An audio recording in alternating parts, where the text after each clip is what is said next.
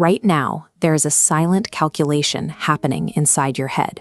As you watch this video, a part of you is already deciding, keep listening or switch to something easier. That single decision repeats thousands of times every day. It constantly pulls you away from meaningful work and quietly erodes your ability to focus on anything for more than a few seconds. Most people assume they lack discipline. They think successful people possess some mysterious mental strength. But you are likely running ancient survival software that evolved hundreds of thousands of years ago, operating inside an environment specifically built to exploit it. The human brain operates on a strict economic principle, the return on energy investment. Your ancestors survived by conserving every possible calorie. Your biology constantly evaluates every action, asking if effort is worth the energy. If high effort brings uncertain reward, your brain hits the brakes. But low effort with a guaranteed hit of pleasure gets a massive green light. This tension between effort and reward isn't a sign that you are lazy. It's a sign that your brain is behaving exactly as it did for thousands of years. But to change that behavior, we first have to look at the specific neural engine that's being targeted. Deep inside your mind is a tiny cluster of neurons called the nucleus accumbens. Think of this as your brain's motivational engine. This engine runs on dopamine. People usually call dopamine the pleasure chemical, but that is actually a misconception. It is the chemical of pursuit. It surges when you anticipate a reward, not when you actually receive it. This creates what neuroscientists call the gambler circuit. Every time you swipe your screen or hear a notification ping, it acts like a tiny, unpredictable lottery ticket. Your brain whispers that maybe the next video is interesting, or the next message matters. The higher the anticipation, the stronger the urge to keep going. You stop chasing actual enjoyment, and you start chasing possibility.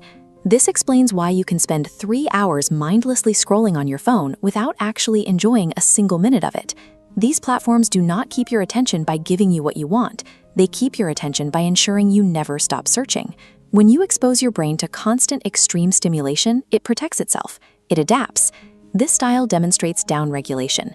Flood your neural pathways with infinite novelty and your brain gets overwhelmed. To survive, it physically shrinks its dopamine receptors. Imagine leaving a deafening concert. Normal conversation sounds muted. Your brain essentially turns the volume down on your entire reward system. Once that volume is lowered, normal life cannot compete. Reading a physical book feels unbearably slow.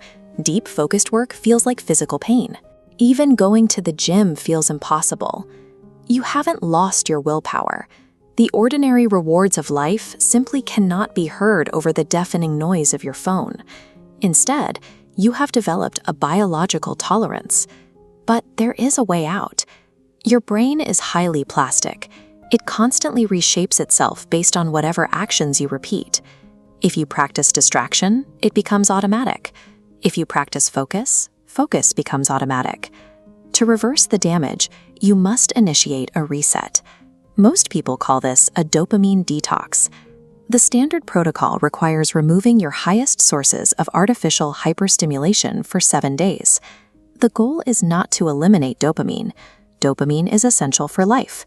The goal is to remove the blinding glare of artificial inputs so your receptors can upregulate. You give your brain the time it needs to adjust its sensitivity back to a normal baseline. The first 3 days are going to be uncomfortable. You will feel restless. You will feel deeply bored. You might even feel anxious. You will find your hand reaching for your phone before you even realize it. Most people quit here because they think this discomfort means they are failing. It doesn't. That agitation is literal biological withdrawal. It is the physical sensation of your neural pathways rebuilding themselves. If you push through that withdrawal, something remarkable happens. Your natural baseline returns. Suddenly, taking a walk without headphones is enjoyable. Finishing a difficult project brings a wave of genuine pride. You begin to separate two feelings that modern life has blurred together. Pleasure is immediate, but it consumes your time and energy. Satisfaction is delayed, hard-earned, and it actually builds your capability. Every time you choose delayed gratification, you strengthen your prefrontal cortex. That is the region responsible for planning and self-control. Keep making that choice, and discipline stops feeling like punishment. It becomes your default setting.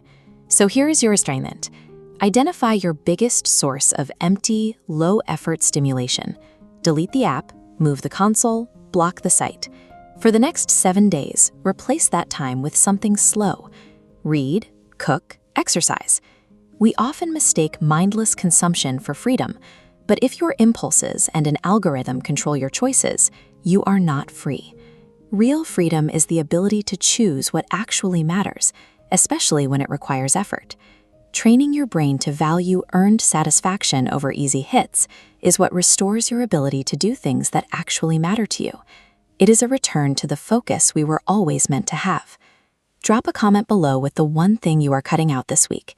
And if you are ready to keep building a better mind, subscribe to Brain Library. Let's do the hard work together.